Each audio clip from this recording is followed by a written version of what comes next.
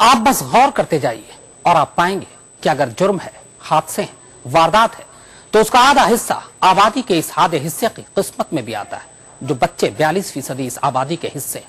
आप ही बताएं कि कौन किसी की सूनी गोद को भरने के लिए किसी और गोद को कोई अगवा कर ले। पर बच्चों के मंदिर में बच्चों को आसरा देने के नाम पर बचपन को यूं ही अगवा किया जा रहा था।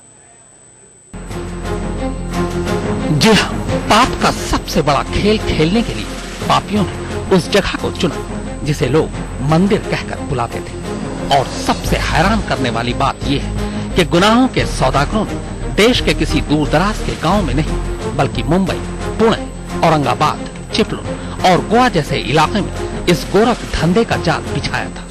और इस धंधे में शामिल थे एक बड़े एनजीओ के कर्ता धर्ता और कुछ सरकारी अफसर। लेकिन पाप का घड़ा जब भरा तो गुनाहों के सौदागरों को देश की सबसे बड़ी जांच एजेंसी सीबीआई ने बेनकाब कर दिया। वर्ष 2002 से 2010 के दौरान उक्त मैनेजिंग ट्रस्टी ने अज्ञात लोगों के साथ मिलकर आपराधिक षड्यंत्र रचा और गोद लेने वाले पेरेंट्स से बड़ी मात्रा में पैसा लेने के लिए महाराष्ट्र के गरीब लोगों के बच्चों को इंटर कंट्री एडॉप्टेशन के लिए अपहरण किया। ये सनसनीखेज कहानी है पुणे के मशहूर बलवंत करतार फाउंडेशन की, जिसे प्रीत मंदिर के नाम से भी जाना जाता है। इस फाउंडेशन पर इल्जाम है कि वो अलग अलग शहरों से बच्चे अगवा करके उन्हें पुणे ले आते और फिर गैर कानूनी ढंग से इन मासूमों को विदेशियों को बेच देते। जाहिर है हर बच्चे की डील लाखों में होती थी। जांच की शुरुआत में ही सीबीआई को समझ में आ गया था कि इस रैकेट ने दर्जनों परिवारों का आंगन सूना कर दिया है। शुरुआती जांच में ही गोद दिलाने के तकरीबन 70 मामले सामने भी आ गए, पर आगे की तफ्तीश में ये गिनती कहां तक पहुंचती है, ये फिलहाल सीबीआई को भी नहीं पता।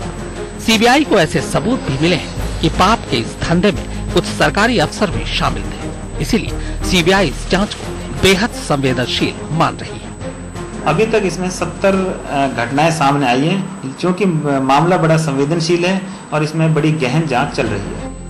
वैसे सारा घालमेल बच्चों को अगवा करने तक ही सीमित नहीं था, बल्कि इस गिरोह ने उन लोगों को भी नहीं बख्शा जो बच्चों को यतीम समझकर उन पर अपनी ममता उंडेलना चाहते थे। इन लोगों की नजरें एक साथ कई शहरों में यतीम बच्चों पर गिद्ध की तरह गड़ी होती। फिर जैसे ही उन्हें मौका मिलता, वो बच्चों को आसरा देने के नाम पर अपने साथ इस मंदिर तक ले आते और फिर गोद का सौदा तय होते ही बच्चों को बेच दिया जाता। पुणे में पंकज खेलकर और दिल्ली में अरुण सिंह के साथ दीपक शर्मा, दिल्ली आज तक।